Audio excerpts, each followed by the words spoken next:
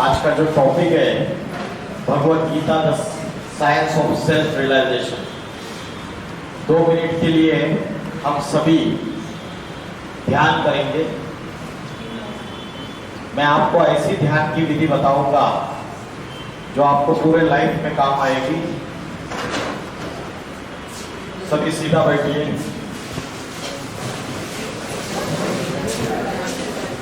गर्दन सीधी, पीठ सीधी। आपको सभी को कपाल के बीच में, जिसको भ्रुकुटी कहते हैं, भ्रुकुटी में अपने मन के अनेक विचारों को एक भ्रुकुटी के बीच पॉइंट ऑफ लाइट पे कॉन्सेंट्रेट करना है। जैसे आकाश में स्टार चमकता है,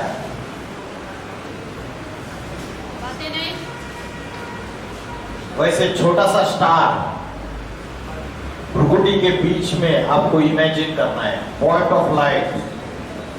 माइंड में अलग अलग थॉट्स आएंगे, मल्टीपल थॉट्स आएंगे। उन थॉट्स के पीछे भागना नहीं है, सिर्फ एक ही थॉट आना चाहिए आपको। आई am a point of light situated in the centre point of the forehead. बाकी कोई भी संकल्प नहीं चलना चाहिए। मन में कोई दूसरा विचार आए तो उन विचारों के पीछे भागना नहीं है, बस एक ही थॉट, मैं आत्मा ज्योति बिंदु स्वरूप हूं, भ्रुकुटी के बीच में चमकता हुआ सितारा हूं। बस एक ही थॉट। कोई रिश्तेदार, कोई मित्र, चाचा, काका, मामा, ताऊ, कोई भी याद नहीं आना चाहिए। सबको भूल जाओ थोड़े समय के लिए। जितनी भी लाइफ में समस्या है, परेशानी है, प्रॉब्लम्स है, सभी चीजों को भूल जाओ। आंखें बंद नहीं करनी है। मैंने बोला ना, आपको एक नया तरीका बताऊंगा। आंखें बंद नहीं करनी है। शिव शंकर भोलेनाथ आदि योगी 33 करोड़ देवी देवताओं में जितने भी देवी देवता है, उसमें से एक ही ऐसा देवता है जिसको हमेशा ध्यान मग्न अवस्था में दिखाया हुआ है। और जब वो गहरी ध्यान की अवस्था में बैठे हुए, जितने चित्र, उनकी जितनी मूर्ति है, क्या उनकी आंखें कंप्लीट बंद है या आधी खुली आधी बंद है? अर्धोन्मिलित नेत्र है, अर्धोन्मिलित नेत्र, आधी खुली आधी बंद। तो आप ध्यान की प्रक्रिया अगर आंखें बंद करके करेंगे तो सिर्फ 24 घंटे में एक पर्टिकुलर समय ही कर सकते हैं, बाकी समय नहीं कर सकते। लेकिन भगवत गीता में कर्म योग बताया है। पढ़ाई करते, क्लासरूम में बैठे हुए, हर 1 घंटे में आप 5 मिनट के लिए भ्रुकुटी के बीच में आपको अपने आप को कॉन्सेंट्रेट कर सकते हैं। I am point of light. जैसे आकाश में स्टार चमकता है, छोटा सा स्टार हमने देखा है, वैसा स्टार याद करना है। सब लोग रेडी है? 2 मिनट के लिए। और पूरा सीधा देखना है, नीचे नहीं देखना है, भ्रुकुटी के बीच में देखना है।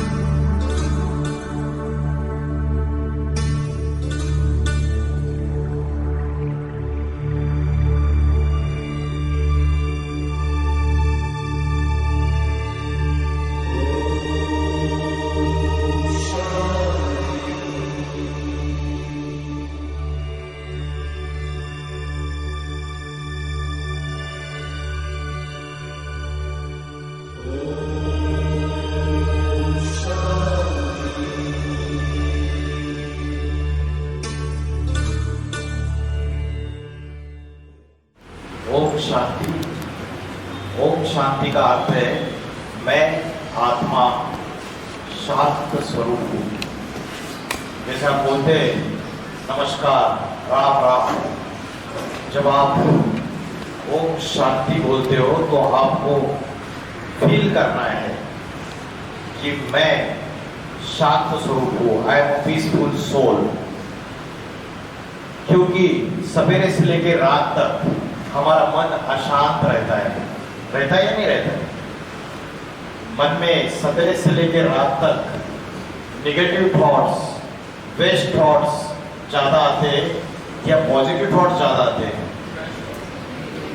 नेगेटिव थॉट्स ज्यादा आते हैं। तो मन के अनेक विचारों को, मल्टीपल थॉट्स को कॉन्सेंट्रेट करना बहुत जरूरी है। भगवत गीता में बोला है मन जीते सो जगत जीत। जिसने मन को जीत लिया उसने जगत को जीत लिया।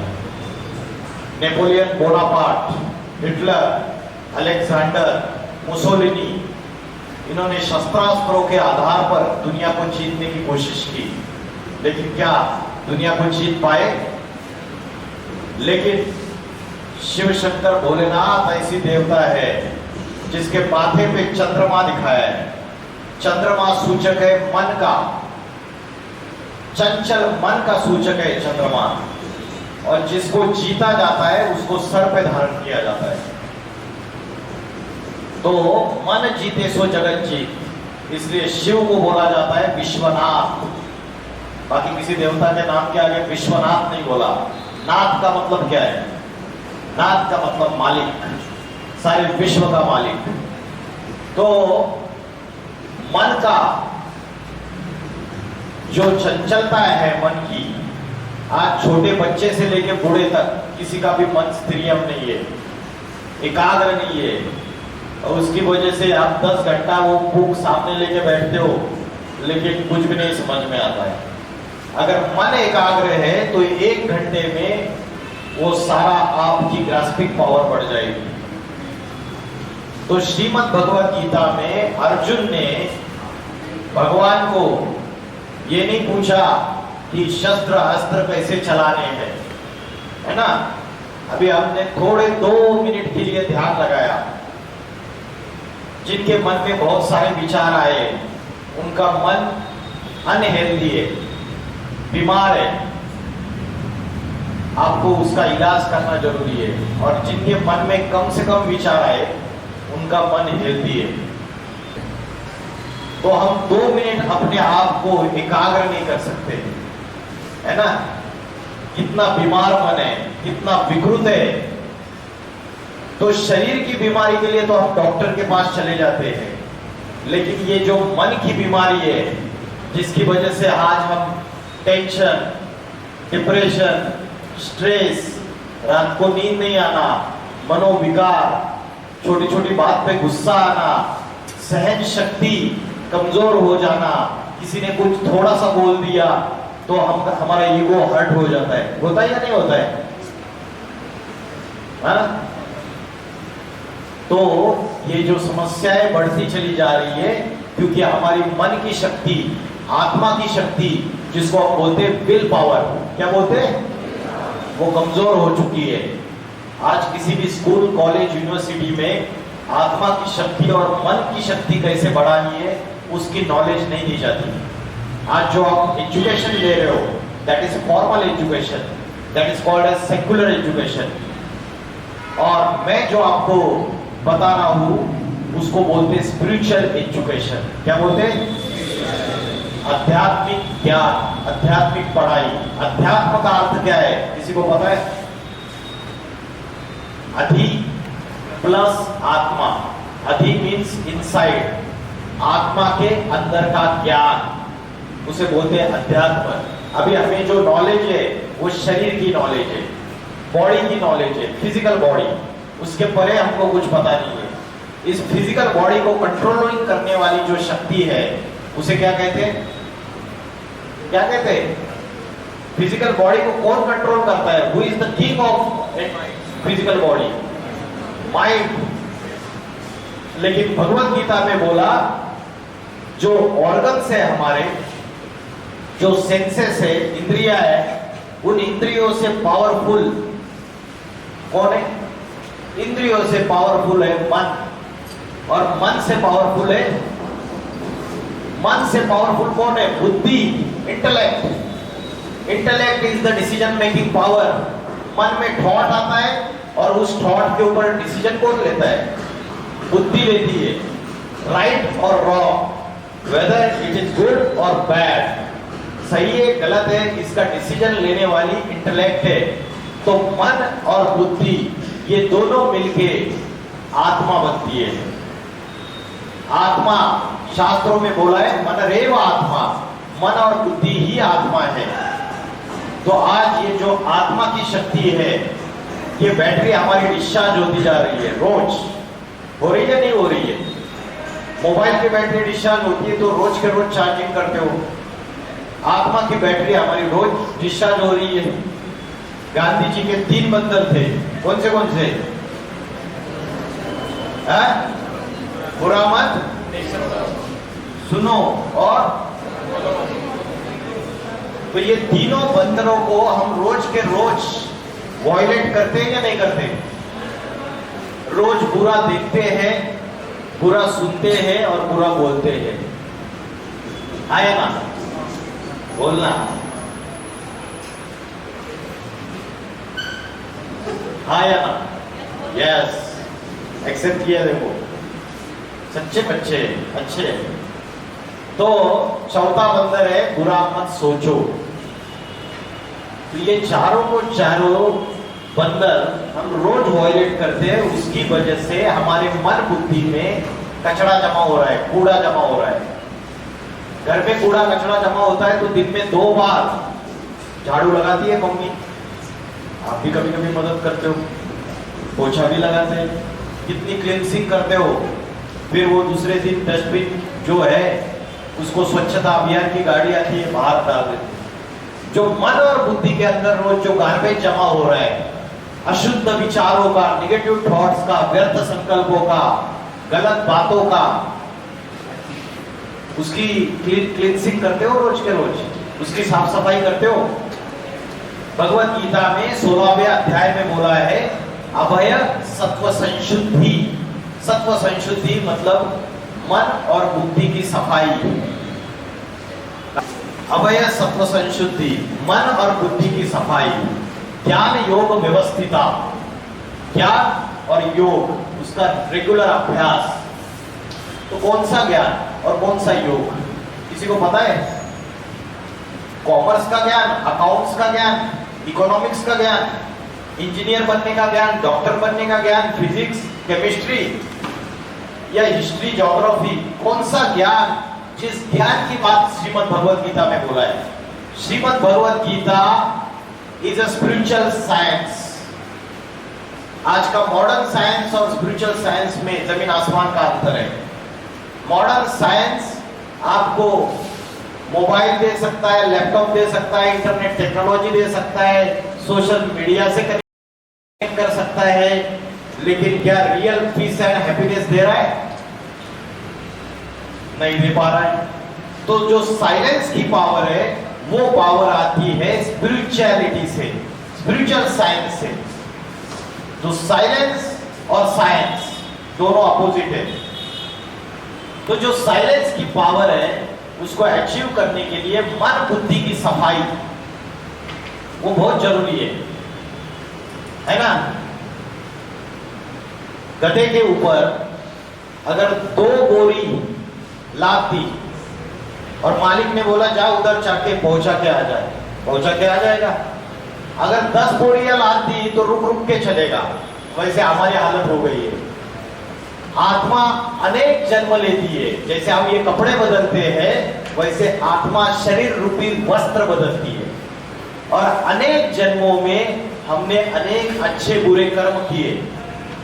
ये माइंड, मन, बुद्धि सबके अंदर गार्बेज जमा किया और इस जन्म में भी हम गलतियां कर रहे हैं। और ये गार्बेज जमा कर रहे हैं, इसका जो बर्डन है, इसका जो वेट है वो बढ़ता चला जा रहा है। और उसकी वजह से हम दुखी रहते, टेंशन में रहते, बार बार एकदम ही हमारे चेहरे पे कोई खुशी नहीं रहती, प्रसन्नता नहीं रहती, आनंद नहीं रहता है, नेचुरल पीस, हैप्पीनेस सब कुछ गायब है या नहीं है? तो उसका मूल कारण है ये जो लोड है मन और बुद्धि के, इसको हटाना जरूरी है। और इसको हटाया जाता है सिर्फ अध्यात्म से। शरीर का भोजन और आत्मा का भोजन दोनों एक है या अलग अलग है? मोटर गाड़ी का भोजन और गाड़ी के ड्राइवर का भोजन एक है या अलग अलग है? वैसे ही शरीर ये गाड़ी है और आत्मा उसका ड्राइवर है। ड्राइवर का भोजन आप सवेरे से लेकर रात तक कभी देते ही नहीं हो। रात को सो जाते हो तो शरीर को आराम देते हो, लेकिन मन बुद्धि आपकी आत्मा भटकती रहती है। अलग अलग सपने आते हैं, अलग अलग लोग याद आते हैं जिनको कभी देखा ही नहीं है। होता ही नहीं होता है? कारण ये है कि इसका जो भोजन है, ये पेट का भोजन तो देते हो, लेकिन इसका जो भोजन है वो तो देते ही नहीं है। और वो भोजन जो है वो इंजीनियर, डॉक्टर, वकील बनने की पढ़ाई नहीं है, वो आध्यात्मिक ज्ञान है। तो आत्मा के भोजन दो है। कौन से दो भोजन है आत्मा के? कौन से दो भोजन है आत्मा के? पहला भोजन है ध्यान और दूसरा भोजन है ज्ञान। सिंपल। ध्यान मीन्स योग, और योग का अर्थ क्या है? योग का अर्थ क्या है? योग का अर्थ किसी को नहीं पता है यहां? कॉमन सेंस बताओ। हाँ जी, योग का अर्थ क्या है? कौन बताएगा? योग मतलब क्या? हाँ जी, मेडिटेशन। ठीक है, फिर भी नजदीक हो आप। योग का अर्थ है कनेक्शन, योग का अर्थ है यूनियन, योग का अर्थ है जोड़ना। किसको किससे जोड़ना? बोलो बोलो। आत्मा को मन से जोड़ोगे, आत्मा को परमात्मा से जोड़ना है। एकदम परफेक्ट आंसर दिया है। आत्मा को परमात्मा से जोड़ना। अगर छोटी बैटरी है उसको चार्जिंग करना है तो कनेक्शन बड़ी बैटरी से जोड़ेंगे ना, है ना? या जनरेटर से जोड़ेंगे, तब जाके छोटी बैटरी चार्जिंग होगी। वैसे हमारी आत्मा की बैटरी रोज डिस्चार्ज हो रही है और उसकी चार्जिंग ही नहीं। चार्जिंग क्या कर रहे हैं हम? वो मोबाइल में, इंटरनेट पे उल्टी पुल्टी चीजें देखते रहते हैं और ही डिस्चार्ज होती है। आया ना? वो सीरियल देखते हैं, वो वेब सीरीज देखते हैं, तो और ही बैटरी डिस्चार्ज हो रही है? तो इस बैटरी की जो चार्जिंग है वो चार्जिंग जरूरी है। इन्होंने बोला आत्मा का परमात्मा से जो कनेक्शन है, तो इसमें बड़ी बैटरी कौन सी है और छोटी बैटरी कौन सी है? परमात्मा ये बड़ी बैटरी है, उसको बोलते हैं सुप्रीम पावर, सुप्रीम अथॉरिटी। क्यों? उसके पास क्या है जो आपके पास नहीं है? वो प्यार का सागर है, वो पवित्रता का सागर है, वो आनंद का सागर है, वो सुख का सागर है। Ocean of knowledge, ocean of peace, ocean of happiness, ocean of purity. और हमारे पास है ही नहीं, हमारे पास सच्चा प्रेम नहीं है। हमारे पास प्रेम की जगह क्या है बताइए? हमारे पास प्रेम की जगह क्या है? प्रेम की जगह नफरत है, ईर्ष्या, द्वेष है, हेट्रेड, जेलस, सेल्फ इंटरेस्ट। सच्चा प्रेम नहीं है, स्वार्थ युक्त प्रेम है, सेल्फिश लव। प्रेम, आनंद, पवित्रता, ये आत्मा की जो ओरिजिनल क्वालिटीज है वो गायब हो चुकी है और इस प्रॉब्लम्स के शिकार हम हो रहे हैं पूरी तरीके से। तो मन की सच्ची सुख और शांति गायब होने की वजह से हम जीवन में जो समस्याएं आ रही है, जो चैलेंजेस आ रहे हैं, उससे पीठ दिखा रहे हैं। जैसे अर्जुन दिखा रहा था। अर्जुन ने बोला मैं तो युद्ध नहीं करूंगा, बैटलफील्ड से भाग रहा था, गांडी धनुष नीचे डाल दिया, थर थर कांप रहा है, व्याकुल हो गया। दुखी हो गया, विषाद पूरा। बोला कैसे मैं मारूंगा, ये तो मेरे अपने, ये द्रोणाचार्य, ये भीष्माचार्य, ये मेरे भाई, इनको कैसे मारूंगा मैं। शास्त्र धर्म का पालन नहीं करना है मुझे, और भाग रहा था पेट दिखा के। तब भगवान ने उसको जो नॉलेज दी वो आध्यात्मिक नॉलेज दी, सेल्फ रियलाइजेशन की नॉलेज दी।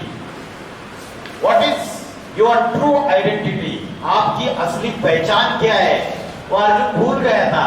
इसलिए भगवत गीता जो है वो साइंस ऑफ सेल्फ रियलाइजेशन है।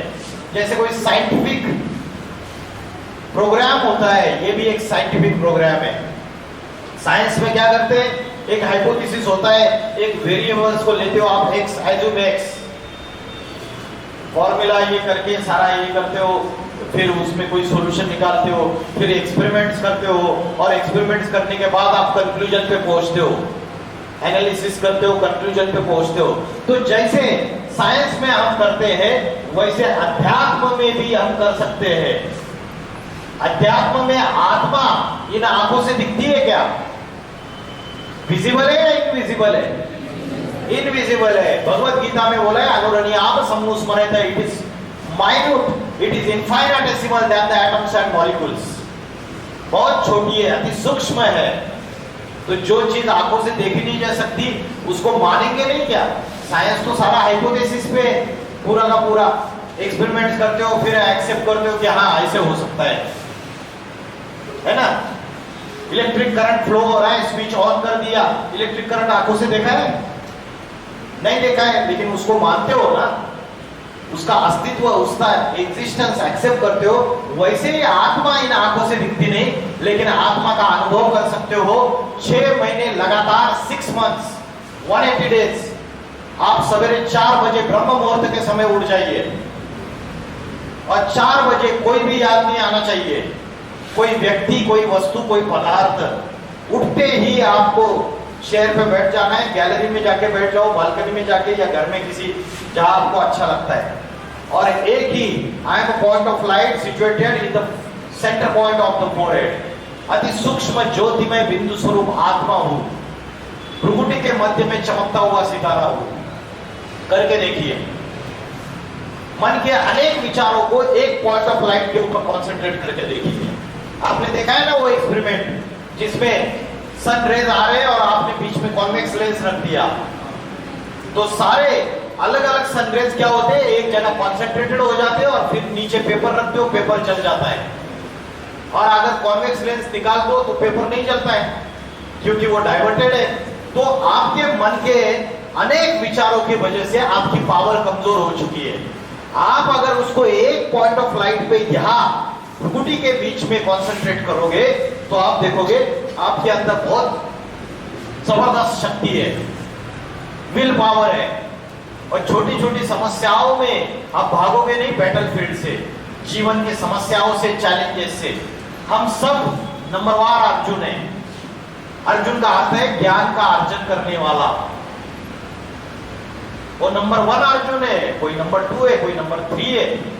तो भगवत गीता जो है एक साइंटिफिक प्रोग्राम है जिसमें सेट ऑफ प्रिंसिपल्स है, और उस सेट ऑफ प्रिंसिपल्स को आप अपने लाइफ में फॉलो करोगे तो आप देखोगे आप सेल्फ रियलाइजेशन की ये जो जर्नी है इसमें आगे बढ़ जाओगे। पढ़ाई करो आप, उसके साथ साथ ये बैलेंस जरूरी है। फिजिकल हेल्थ के साथ साथ मेंटल हेल्थ और स्पिरिचुअल हेल्थ भी जरूरी है, लेकिन आज हमें कोई ये सिखाता ही नहीं है। भगवत गीता में अर्जुन का मनोबल जब टूट जाता है तो अर्जुन भगवान को क्वेश्चन पूछता है कि मेरा मन बड़ा चंचल है, मेरा मन बड़ा चंचल है, मेरा मन बड़ा बलवान है, मेरा मन बड़ा हठी है, इस चंचल मन को मैं कैसे एकाग्र करूं? ये अर्जुन का क्वेश्चन था दूसरे अध्याय में। और भगवान ने उनको भगवत गीता में शस्त्र अस्त्र चलाने की विद्या नहीं सिखाई, भगवान ने अर्जुन को मनोबल, मन की शक्ति बढ़ाने की शिक्षा सिखाई, आत्मा की नॉलेज दी। आज आइडेंटिटी क्राइसिस है, हमें पता ही नहीं हु एम आई, मैं कौन हूं। हम अपने आप को क्या समझते हैं? अरे मैं डॉक्टर हूँ, मैं इंजीनियर हूँ, मैं फलाना हूँ, मैं ढिमकाना हूँ, मैं गुजराती हूँ, मैं राजस्थानी भी हूँ, मैं बंगाली हूँ, मैं बिहारी हूँ, मैं हिंदू हूँ, मैं मुस्लिम हूँ, मैं क्रिश्चियन हूँ, मैं अंग्रेज हूँ, मैं अमेरिकन हूँ, मैं इंडियन हूँ। तो हमने अपनी जो आइडेंटिटी है वो अपने नाम, पोजीशन, क्वालिफिकेशन, अपनी धर्म, अपनी जाति के अनुसार दी। But that is not our true identity. हमारी ट्रू आइडेंटिटी हम भूल चुके हैं। हमारी ट्रू आइडेंटिटी इस सबसे परे है। ये जितनी भी आइडेंटिटीज अभी हमने बताई ये टेम्पररी आइडेंटिटी है, और हमारी जो ट्रू आइडेंटिटी है दैट इज परमानेंट आइडेंटिटी, शाश्वत। और वो क्या है? मैं कौन हूं? अरे जवाब आपके सामने है। यस, आत्मा क्या है? आत्मा एक एनर्जी है, प्राण शक्ति है, चेतना है। अभी एक सेकंड में कोई व्यक्ति इधर बैठा है और आत्मा निकल गई तो आप क्या बोलते हैं उसको? Dead body. एक सेकंड के अंदर। क्यों? बॉडी तो उधर है एज, अभी उसको डेड बॉडी, ब्रेन भी उधर है। कोई कोई जवाब देता है अरे शरीर को कंट्रोल करने वाली शक्ति कौन है? तो बोलते ब्रेन। अरे brain is also physical organ. Brain तो एज इट इज है, कुछ समय तक ब्रेन चलता भी रहता है। आत्मा निकल जाती है तो शरीर डेड है। समझ रहे हैं? तो आत्मा हमारी असली आइडेंटिटी है, और एक सेकंड में इधर से शरीर छोड़ दिया, दूसरे मां के गर्भ में प्रवेश कर लिया। आत्मा कभी मरती नहीं है, मरता शरीर है। हम रोते रहते, अच्छा था, लेकिन उसकी आत्मा को तुरंत दूसरी बॉडी धारण करती है। तो आत्मा की नॉलेज हमें नहीं है। आत्मा कहाँ रहती है शरीर में? नाक के ऊपर, कान के ऊपर, हृदय में, गले में, कहाँ रहती है? बताओ। आत्मा रहती है, इतना पूरा बताया 15 मिनट से, आत्मा रहती है, इधर नहीं रहती है। हार्ट का भी ट्रांसप्लांटेशन होता है आजकल। आत्मा रहती है भ्रूण के बीच में, इसको बोलते हैं उत्तमांग। क्या बोलते हैं? भ्रूकुटी के बीच में चमकता अजब सितारा, साहिबानु लगता प्यारा, रोर मध्य प्राण आवेश सम्यका। भगवत गीता में बोला है भ्रूकुटी के मध्य में प्राण शक्ति स्थित है। इसलिए किसी व्यक्ति को पेट में, छाती में 30-40 गोलियां मार दो, शूट कर दो, मरेगा नहीं वो, आधा घंटे में हॉस्पिटल में लेके जाने के बाद। लेकिन एक ही गोली यहां मार दी या यहां मार दी, एक सेकंड में खेल खलास, क्योंकि यह आत्मा का रहने का स्थान है। इसका और एक प्रूफ है, आत्मा यहां रहती है। भारत की कन्या माताएं जो है वो यहाँ पे बिंदी लगाती है, और पुरुष लोग टीका लगाते हैं यहाँ पे, है ना? तो ये आत्मा का रहने का स्थान है। भारत में द्वापर युग से ऋषि मुनियों को जब ये पता चला कि मनुष्य बॉडी कॉन्शियसनेस में आ रहा है, अपनी फिजिकल बॉडी को ही सब कुछ समझ बैठा है, उसको पता ही नहीं है इस फिजिकल बॉडी को चलाने वाली जो आत्मा है वो यहाँ रहती है। इसलिए ये उत्तमांग है, आंख के भी ऊपर है, आंख, नाक, कान, ये ज्ञानेंद्रियों के भी ऊपर है। तो आत्मा यहाँ रहती है। इसलिए भारत के ऋषि मुनियों ने ये बिंदी लगाने की और टीका लगाने की परंपरा शुरुआत की। लेकिन आज हम भूल गए। इस आध्यात्मिक सिगरेट को हम फैशन की अलग अलग मार्केट में जाके फैशनेबल बिंदी खरीदते, चमकीली, अलग अलग डिजाइन वाली। हमको पता ही नहीं आत्मा यहाँ रहती है, यहाँ आत्मा का ध्यान करना है करके। सही है ना? तो आत्मा भ्रुकुटी के बीच में रहती है। और ये देखो, आत्मा के जो अंदर दैवी गुण है, इसका क्या परिवर्तन हो गया। आत्मा के अंदर जो ज्ञान होना चाहिए उसकी जगह क्या आया? पढ़ो एक आवाज में, ज्ञान की जगह क्या आया? अज्ञानता, अंधश्रद्धा और अहंकार। पवित्रता की जगह क्या आया?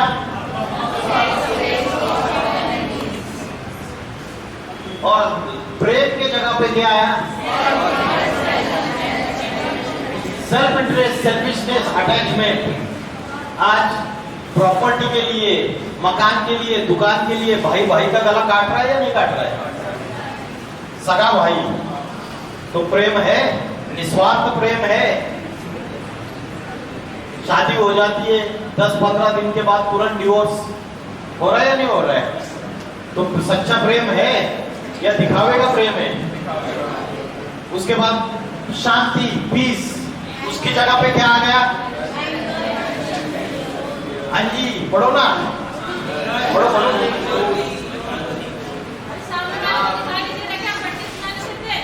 उसके बाद हैप्पीनेस, हैप्पीनेस की जगह पे क्या आया? हाँ जी, लोभ मतलब लालच।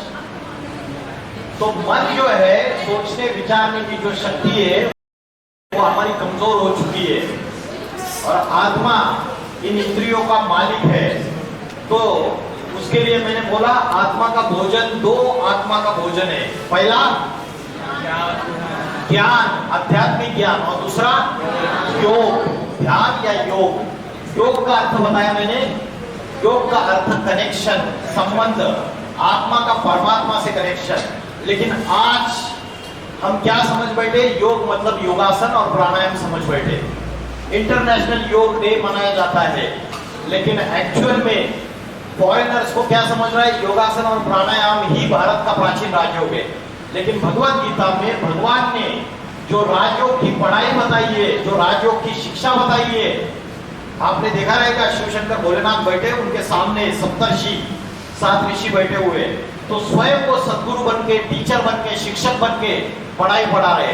तो वो जो पढ़ाई पढ़ा रहे, आज की इंजीनियरिंग की, डॉक्टर बनने की पढ़ाई नहीं पढ़ा रहे थे, वो आध्यात्मिक ज्ञान दे रहे थे। आज की जो शिक्षा है वो पेट भरने तक की सीमित शिक्षा है। डिग्री मिलेगी आपको, डिग्री मिलने के बाद नौकरी मिलेगी, और उसके बाद आप अपना पेट भर सकते हो।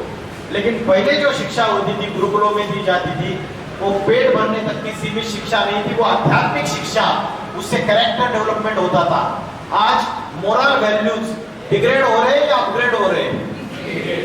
डिग्रेडेशन हो रहा है। नैतिकता नीचे गिरती जा रही है चरम सीमा पे, और सबकी विल पावर जो है वो कमजोर होती जा रही है। तो राजयोग की जो शिक्षा है, राजयोग, ये राजयोग की शिक्षा जो भगवान ने अर्जुन को राजयोग बताया, इसका असली मीनिंग है चंचल मन को भ्रुकुटी के बीच में आत्मा में एकाग्र करते हुए परमात्मा से कनेक्शन जोड़ना। ये राजयोग का असली मीनिंग है। और इस राजयोग को हम भूल गए। तो भगवान ने, जब अर्जुन ने बोला मेरा मन बड़ा चंचल है, तो भगवान ने जवाब दिया अभ्यास में तो कौन्तेय वैराग्य न च थे। बार बार इस चंचल मन को एकाग्र करने का अभ्यास कर और वैराग्य ला। Practice makes man perfect. बार बार अभ्यास कर, योग अभ्यास कर। तो सवेरे से लेकर रात तक मोबाइल में अलार्म क्लॉक सेट करो, हर 1 घंटे में 5 मिनट आप भ्रुकुटी के बीच में मैं आत्मा ज्योति बिंदु स्वरूप हूँ, चमकता हुआ सितारा हूँ, अपने माइंड के मल्टीपल थॉट्स को एकाग्र करो, देखो सारी प्रॉब्लम सॉल्व होती जाएगी, आप शांत फील करेंगे। तो योगाभ्यास और दूसरा वैराग्य, ये सॉल्यूशन दिया भगवान ने अर्जुन को। वैराग्य मतलब क्या? भगवे वस्त्र पहनना, जंगल में जाके बैठ जाना, ये वैराग्य नहीं है। वैराग्य है इसी दुनिया में रहते हुए, परिवार के साथ रहते हुए, समाज के साथ रहते हुए, सबसे डिटैच माना माइंड और इंटेलेक्ट से डिटैच। जैसे कमल का फूल होता है, कमल का फूल कीचड़ में रहता है, लेकिन कीचड़ की एक भी बूंद उसके पत्तों को स्पर्श नहीं करती है। वैसे हम, ये जो दुनिया है कलयुग, इसमें 2 दोष है, संग दोष और अन्न दोष। बैड कंपनी, अगर गलत कंपनी रहेगी तो गड्ढे में लेके जाएगा आपको, और अच्छा संग रहेगा तो हम बहुत बड़ी समस्याओं में फंसे हुए भी तर जाएंगे, पार हो जाएंगे उससे। तो कलयुग में 2 दोष कौन से हैं?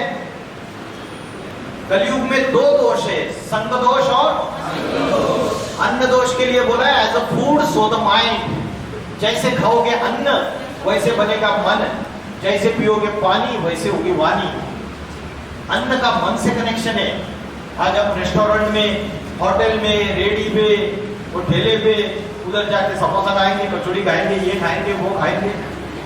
तो वो जो खाना बनाने वाला जो शेफ है, बनाने वाला जो व्यक्ति है, उसके मन में अगर गंदे विचार चल रहे, उसके माइंड में अगर नेगेटिव थॉट चल रहे, वेस्ट थॉट चल रहे, किसी को मारने के, किसी के साथ वायलेंस करने के विचार चल रहे, तो खाना तो टेस्टी, डिलीशियस है, अच्छे अच्छे मसाले डाल के बनाया हुआ है, लेकिन क्या उसके आंखों से, उसके हाथों से वाइब्रेशन नहीं निकल रहा है, और उन वाइब्रेशन का असर उस भोजन के ऊपर नहीं हो रहा है, और वैसे ही हमारा मन नहीं बन रहा है क्या?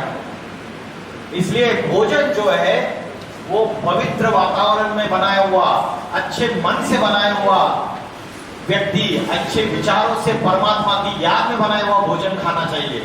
घर में अगर झगड़े चल रहे, कलह क्लेश चल रहा है, फाइटिंग चल रही है फैमिली मेंबर्स के बीच में, और माँ जाके खाना बना रही है, तो वो खाना सात्विक भोजन रहेगा, अच्छा भोजन रहेगा, उसके ऊपर मन को पॉजिटिव असर पड़ेगा? नहीं। तो as a food so the mind, जैसे खाओगे अन्न वैसे बनेगा मन, जैसे पियोगे पानी वैसे होगी वाणी। और दूसरा बताया मैंने, संग दोष। चोर और डकैतों को याद करेंगे तो चोर और डकैती के संस्कार आएंगे। जैसे कोई याद करोगे वैसे ही संस्कार आएंगे, जैसे का संग करेंगे वैसे ही संस्कार आएंगे। तो रोज हमें 1 घंटा आध्यात्मिक ज्ञान और आधा घंटा योग सवेरे ब्रह्म मुहूर्त के समय, ये 2 चीजें करनी है। इससे आपको आत्मा को भोजन मिलेगा। अगर पॉजिटिव थॉट्स, आध्यात्मिक नॉलेज यूट्यूब पे वीडियोस है, अलग अलग इंटरनेट पे अवेलेबल है, अगर आप देखोगे तो नेगेटिव थॉट्स भाग जाएंगे, पॉजिटिव थॉट्स अंदर आएंगे, तो क्लींसिंग हो जाएगी। समझ रहे हैं? तो क्लींसिंग कैसे करनी है? योग, और दूसरा बताया मैंने आध्यात्मिक ज्ञान, विजडम ऑफ नॉलेज, आत्मा का भोजन। ये देखो फूड। तो श्रीमद् भगवत गीता में जो ज्ञान है उससे रिलेटेड भगवान अर्जुन को बोलते ज्ञान निर्धूत कल्मषा। क्या बोलते? ज्ञान निर्धूत कल्मषा। जैसे शरीर का मैला साफ करने के लिए हम रोज सवेरे नहाते, स्नान करते हैं, उसके बाद लक्स का साबुन लगाते हैं रगड़ रगड़ के, ताकि सारा मैला हट जाए। वैसे मन और बुद्धि, आत्मा के ऊपर जो कचरा जमा हुआ है उसका मैला कैसे साफ करना है? पानी से साफ हो जाता है क्या वो मैला? गंगा के पानी से नहाने से साफ हो जाएगा? पाप धुल जाएंगे? हजारों साल से नहा रहे भारतवासी, किसी के पाप धुले नहीं, और ये दुनिया पापों के गर्त में जा रही है। तो जो ज्ञान जल है, आध्यात्मिक ज्ञान है, वो आपके आत्मा के ऊपर जो कचरा है, जो मैला है, उसको साफ कर सकता है। भगवत गीता में बोला है, नहीं ज्ञानेन सदृशम पवित्रम यह विद्यते। इस आध्यात्मिक ज्ञान के सिवाय इस दुनिया में कोई भी वस्तु पवित्र नहीं है। हाँ जी, क्या बताया? नहीं ज्ञानेन सदृशम पवित्रम यह विद्यते। आध्यात्मिक ज्ञान के सिवाय इस सृष्टि में कोई भी वस्तु पवित्र नहीं है। तो ज्ञान से रिलेटेड भगवत गीता में बोला, कोई कितना भी पापी हो, महापापी हो, कोई कितना भी बड़ा पापी हो, महापापी हो, अगर ज्ञान रूपी नौका उसका आधार ले लेगा तो इस पाप समुद्र से पार लगा देंगे। अभी चेतस्य पापेभ्यो सर्वभ्यो पापकृतम ज्ञानम प्लवेनम सर्वम भुजनम संतमिष्यसि। तो ये ज्ञान की नौका का अगर आधार ले लिया तो मैं उसको भी पार करा दूंगा। तो भगवान के सामने कोई कितना भी पापी है, महापापी है, उसको माफ कर देता है, लेकिन अहंकारी को कभी माफ नहीं करता है।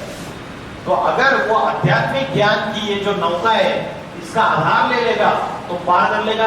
भगवत गीता में भगवान अर्जुन को बोलते हैं, जैसे क्या बोलते हैं? जैसे जलाई हुई अग्नि ईंधन को राख कर देती है। अग्नि जलाई तो लकड़ी, ईंधन डाला आपने तो लकड़ी जलकर राख हो जाती है पूरी तरीके से। वैसे ही ज्ञान की अग्नि जो है वो सारे खोटे कर्मों को, सारे पाप कर्मों को भस्म कर देती है। तो पाप कर्म तो हमारे जीवन में हमसे जाने अनजाने होते ही रहते हैं। तो उसके लिए सॉल्यूशन क्या है, उसको कैसे खत्म करना है? तो वो ज्ञान की अग्नि है। जैसे अग्नि ईंधन को, लकड़ी को जला के भस्म कर देती है, वैसे ज्ञान की अग्नि सभी पाप कर्मों को, खोटे कर्मों को भस्मसात कर देती है। तो ये हो गई आत्मा की नॉलेज। समझ में आई? मैंने आपको अलग अलग कंसेप्ट बताए, राजयोग की व्याख्या बताई, योग की व्याख्या बताई, आध्यात्मिक ज्ञान, अध्यात्म की व्याख्या बताई। मैंने आपको आत्मा इस शरीर में कहाँ रहती है ये बताया। आत्मा का ध्यान कैसे करना है ये बताया। आत्मा का ध्यान करने के लिए सबसे अच्छा समय कौन सा होता है ये बताया। अभी आत्मा का कनेक्शन परमात्मा से जोड़ना है, तो नेक्स्ट है विजडम ऑफ सुप्रीम पावर, परमात्मा। तो सर्व, जैसे हमारे शरीर को जन्म देने वाले पिता है, वैसे सर्व आत्माओं का भी एक पिता है, उसे कहते हैं हम परमात्मा। उसको मुस्लिम लोग बोलते हैं अल्लाह, क्रिश्चियन लोग बोलते हैं गॉड, हिंदू लोग बोलते हैं शिव या ईश्वर। सबने उसको नाम अलग अलग दे दिए, लेकिन चाहे हिंदू रहे, मुस्लिम रहे, क्रिश्चियन रहे, सबका वो एक ही पिता है, father of all the souls, सबका मालिक एक। तो हम बोलते हैं, डॉक्टर साहब बोलते हैं कि मैंने तो मेरी तरफ से सब कुछ ट्राई कर दिया, अभी ऊपर वाला चाहेगा तो पेशेंट बच जाएगा। तो ये जो ऊपर वाला है, ये ऊपर रहने वाला, ये नीचे आपको दिख रहा है इस चित्र में, ये पृथ्वी है, मनुष्य लोग, धरती, और उसके ऊपर सूरज चांद सितारे, और उन सूरज चांद सितारों के ऊपर जो ब्रह्मलोक है या परम धाम है, जिसको मुस्लिम लोग बोलते हैं अर्श, जिसको क्रिश्चियन लोग बोलते हैं सुप्रीम एबोर्ड, वहां का परमात्मा रहने वाला है। तो वो ऊपर वाला नीचे आता है या नहीं, और अभी इस समय, वर्तमान समय, उसके आने की जरूरत है या नहीं है। जब तक वो नीचे नहीं आएगा, किसी ह्यूमन बॉडी को एक्वायर नहीं करेगा, ऑक्यूपाई नहीं करेगा, तब तक वो नॉलेज नहीं दे सकता, because he is the storage of spiritual knowledge. आध्यात्मिक ज्ञान का भंडार है वो। उसके पास सारी सृष्टि की आदि, मध्य और अंत की नॉलेज है। समझ रहे हैं ना? नींद तो नहीं आ रही है? अच्छा लग रहा है? अच्छा, तो वो परमात्मा जो है वो कभी तो नीचे आता होगा, कभी तो अवतार लेता होगा। तो वो समय कौन सा है जिस समय वो इस सृष्टि पे अवतार लेके आत्मा की पावर बढ़ाने की जो आध्यात्मिक नॉलेज है, स्पिरिचुअल नॉलेज है, हम सभी को देता है। वो समय कौन सा है? किसी को पता है? भगवत गीता में समय बताया है। जब जब धर्म की ग्लानि होती है, अधर्म का बोलबाला होता है, तो दुर्जनों का विनाश करने के लिए और सज्जनों की रक्षा करने के लिए मैं इस सृष्टि में अवतरित होता हूं। तो अभी धर्म की ग्लानि हो रही है, नहीं हो रही है? अभी ऐसी ऐसी घटनाएं घटित हो रही है कि दुनिया में पाप, भ्रष्टाचार, अत्याचार, दुख, अशांति, हिंसा, आतंकवाद बढ़ता चला जा रहा है। ऐसे बड़े बड़े क्राइम्स हो रहे हैं। तो ये सारी चीजों की बढ़ोतरी हो रही है, और जिसकी वजह से आत्मा की जो शक्ति है वो कमजोर हो रही है। आत्मा के अंदर अष्ट शक्ति है आत्मा की। इधर सामने जो पिक्चर लगाया हुआ है, इसमें समेटने की शक्ति दिख रहा है सबको, समेटने की शक्ति, इसको बोलते हैं पावर टू बैकअप। आपको क्लॉकवाइज डायरेक्शन में सबको एक आवाज में बोलना है। सबसे पहला, सेकंड, वो लड़का जो है वो पेड़ को पत्थर मार रहा है और उसके बदले में पेड़ उसको आम दे रहा है, आम का फल। हमें कोई गाली देता है तो हम उसको 10 गालियां देते हैं। तो सहन शक्ति नहीं है हमारे अंदर, तो सहन शक्ति। उसके बाद सामना करने की शक्ति नहीं, समाने की शक्ति। समाने की शक्ति मतलब power to adjust, power to assimilate. समुद्र होता है, वो नदी, नाले, सबका कचरा अपने अंदर समा लेता है। हमारे फैमिली में किसी के अंदर क्या नेगेटिव क्वालिटीज है, किसी के अंदर कौन से अवगुण है, इसको समाना आना चाहिए, एडजस्ट करना आना चाहिए। नेक्स्ट, जो जौहरी होता है वो परखता है असली हीरा कौन सा है और नकली हीरा कौन सा है। आज हमारी परखने की शक्ति, पावर टू डिस्क्रिमिनेट, कमजोर हो चुकी है। उसके बाद डिसीजन मेकिंग पावर, बुद्धि की जो पावर है, डिसीजन मेकिंग पावर, वो कमजोर हो चुकी है, क्योंकि बुद्धि को जो फीडिंग है वो फीडिंग स्पिरिचुअल नॉलेज है ही नहीं। उसकी वजह से बुद्धि गलत डिसीजन ले रही है। आगे सामना करने की शक्ति है, वो गलती से स्पेलिंग मिस्टेक हुआ है। सामना करने की शक्ति, पावर टू फेस, जीवन में जो चैलेंजेस आते हैं उसको सामना करने की शक्ति। नेक्स्ट, टीम वर्क, सहयोग करेंगे तो बड़ा पहाड़ भी उठा लेंगे। उसके बाद नेक्स्ट विस्तार को संकीर्ण करने की शक्ति। कोई कोई ऐसे रहते छोटी सी बात का बतंगड़ बना देते, राई का पहाड़ बना देते, जबकि पहाड़ को राई बनाना चाहिए। और जैसे कछुआ होता है, क्या करता है, जब जरूरत नहीं तो अपने अंगों को सिकुड़ लेता है। वैसे ही जो योगी पुरुष होता है, वो योगी पुरुष वो योगी पुरुष अपने इंद्रियों को कंट्रोल में रखता है, सेल्फ कंट्रोल, अपने मन को कंट्रोल में रखता है। तो राजयोग की जो शिक्षा है, जब परमात्मा स्वयं कलयुग के अंत में इस सृष्टि पे अवतार लेते हैं, तब राजयोग की शिक्षा पढ़ाते हैं। अभी कौन सा युग चल रहा है? कलयुग नहीं चल रहा है अभी चल रहा है घोर पापी कलयुग। पापों की अति हो रही है। तो 4 युग सामने दिख रहे हैं, बताओ कौन से? जैसे रात्रि के बाद दिन होता है, वैसे पापी कलयुग के बाद पावन सतयुग। कलयुग है झूठ खंड और सतयुग है सच खंड। पापी कलयुग, पावन सतयुग। तो ये जो पापी कलयुग का पावन सतयुग में जो ट्रांसफॉर्मेशन है, ये जो ट्रांसफॉर्म होना है, तो आज का पॉलिटिकल लीडर, आज का नेता, अभिनेता, क्रिकेट प्लेयर, फुटबॉल प्लेयर इस दुनिया को पापी कलयुग से पावन सतयुग में नहीं बदल सकता। वो तो और ही गड्ढे में लेके जा रहे हैं। तो इसको जो ट्रांसफॉर्म करने की पावर एक परमात्मा के पास है। जब तक वो इस सृष्टि पर अवतार नहीं लेते हैं, तब तक वो पापी कलयुग को पावन सतयुग में परिवर्तित नहीं करेंगे। उसके लिए आत्मा की purification, the purification of the soul, realization of the soul.